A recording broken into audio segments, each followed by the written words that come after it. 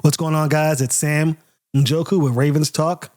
Huge win by the Ravens in week 4. I mean, cannot be understated, really, how great of a win this was, both for the franchise and for the players. I mean, there was a lot of doubt, for myself included, about how this offense would respond after suffering back-to-back losses to the Chiefs and the Raiders in similar fashion, if I'm being quite honest, as far as the play of the offensive line. But it seems as though week 3 was the catalyst because, and if you watched the podcast, you pretty much understood what was going to happen from start to finish because of what the Bills have been showing the first 3 weeks of the season. But, you know, I could pat myself on the back all I want, but let's look at the film and see exactly what came into fruition. And if you're a Ravens fan who watched the game, then you know exactly what this first play is. It's the first play for the Ravens on offense. And Derrick Henry really set the tone for the entire game with his play. And I mean, it was just a masterful decision by Todd Monken, and there's really not much to add to it as far as praise goes. But let's first take a look at this angle. I won't decipher too much on this angle because I just want you guys to watch pretty much how fast Derrick Henry is and how decisive he is in his run decision and in recognition of the play. We'll talk a little more about it on the next angle, but I want you guys to take a look at this play. Hand off, boom. And there was no shot. No one was catching this guy. Period. End of story. I mean, what a masterful run by Derrick Henry. Fantastic.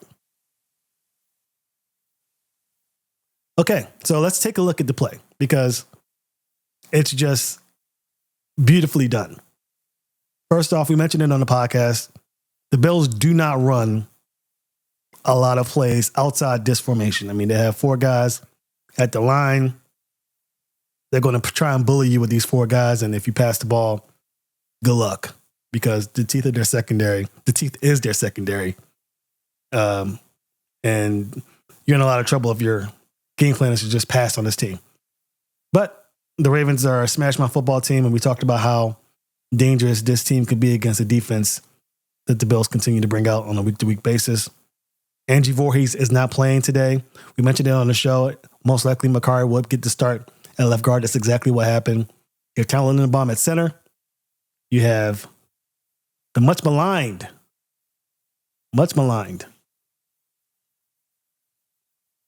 Daniel Faalele at right guard, and you have Rosengarten making his first start as a rookie. Now, I mentioned it a couple of weeks ago. This is the ideal lineup, especially on the right side. If you want to keep Daniel Faalele, definitely bring in Rosengarten, a guy who has so much positives in his game.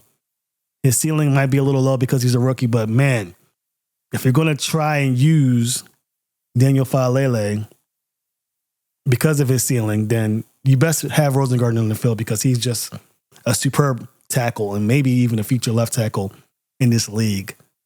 But this is a lineup you have. Patrick Ricard, a guy who we'll be talking about a lot in this play because he was a catalyst for the jump off. And you have Mark Andrews, a guy who's been receiving a lot of criticism from fans, but I don't know if this is a touchdown without Mark Andrews.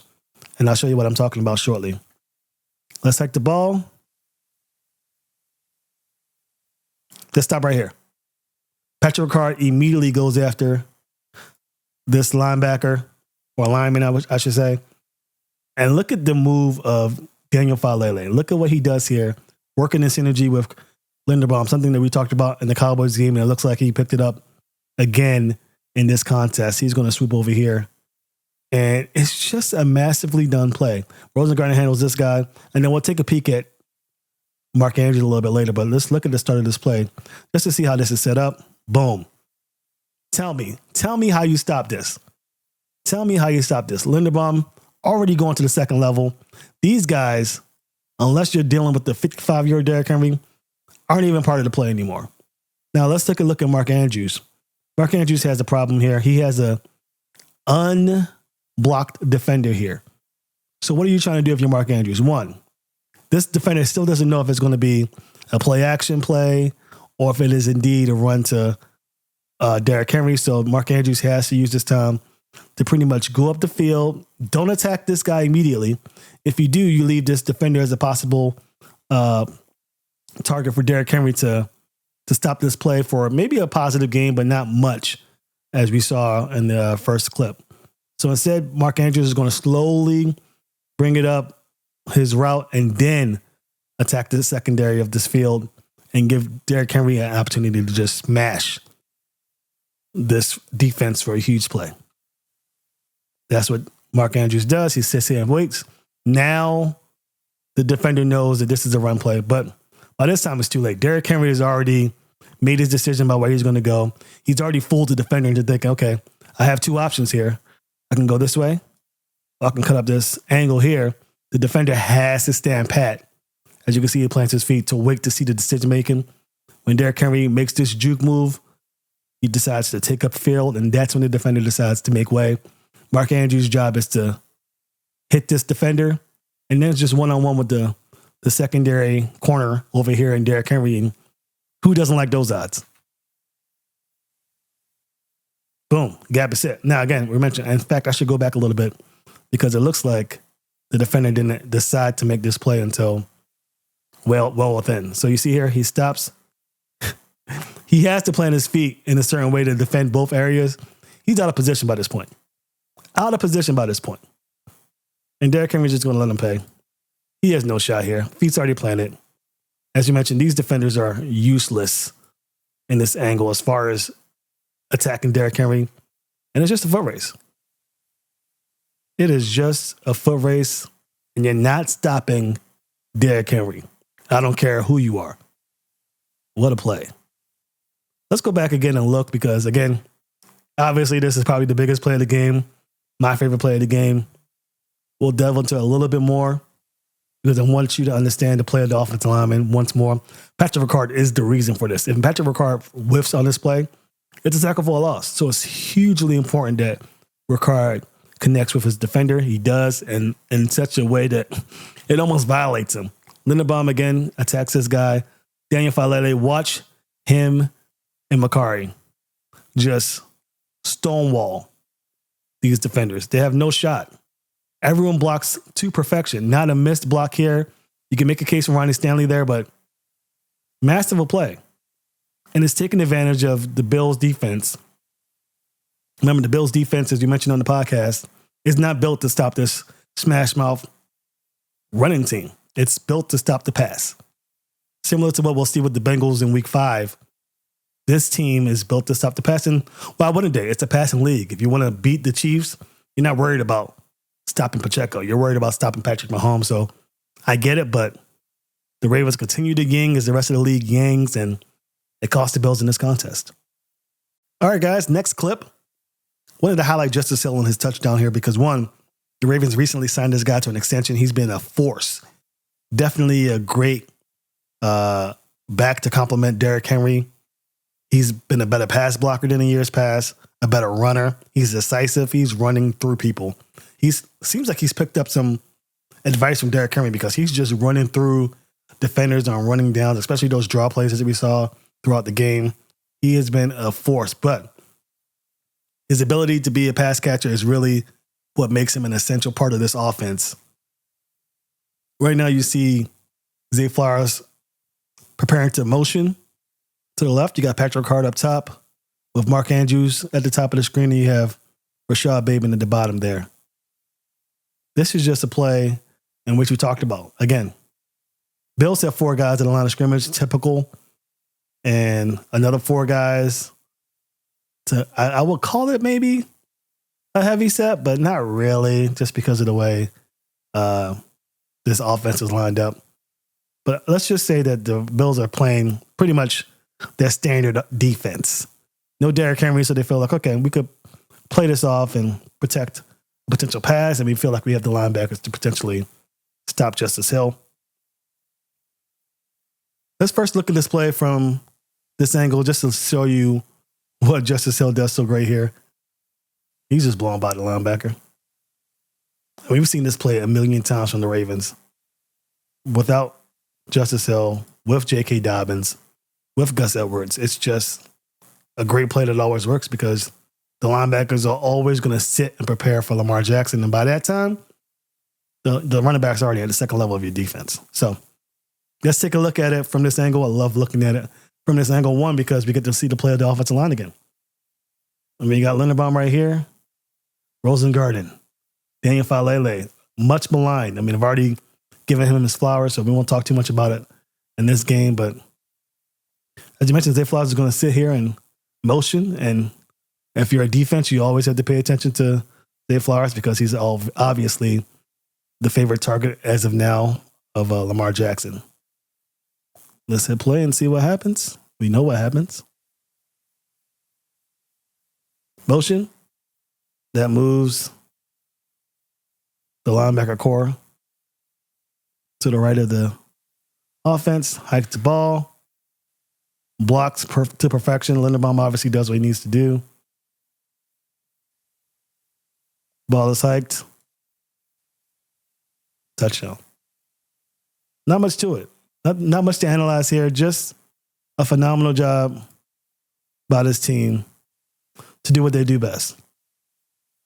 That's get the ball into their playmakers' hands and protect your quarterback. I mean, something that who would have thought we would have said this early. And I said that this was Linderbaum, but it's not. It's Makari, who just a plug and play.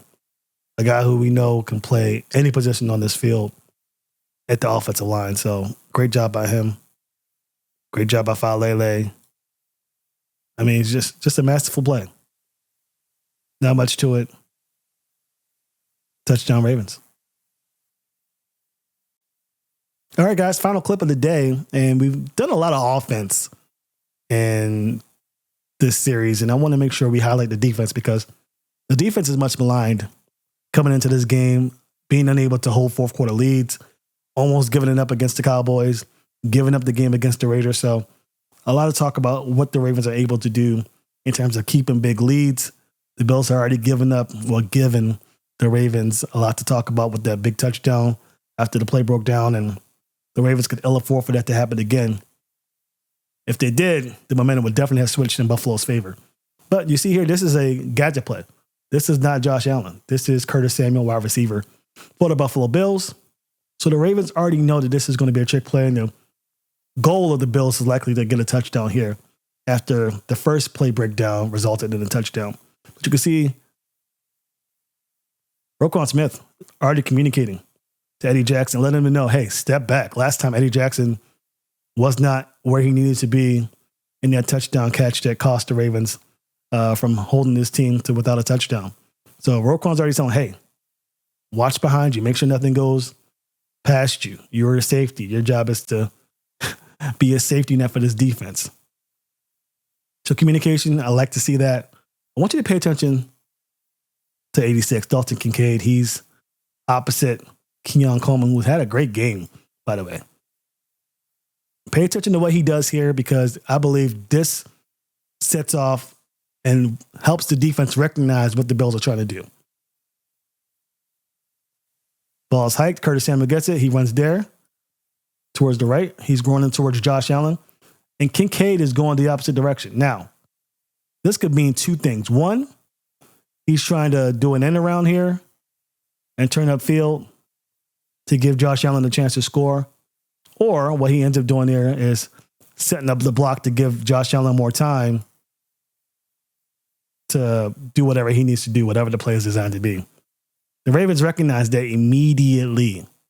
And immediately, the first three defenders here are shifting to the right, which is great. Eddie Jackson stands pat to help prevent a would-be pass up top. Let's keep it going. Again, Kincaid's gone. Josh Allen's coming around. Look, Eddie Jackson's still sitting back.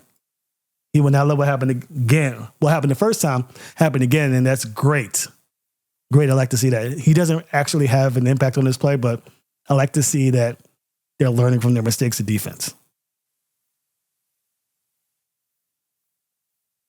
Josh Allen's preparing to throw. Look at where they're at.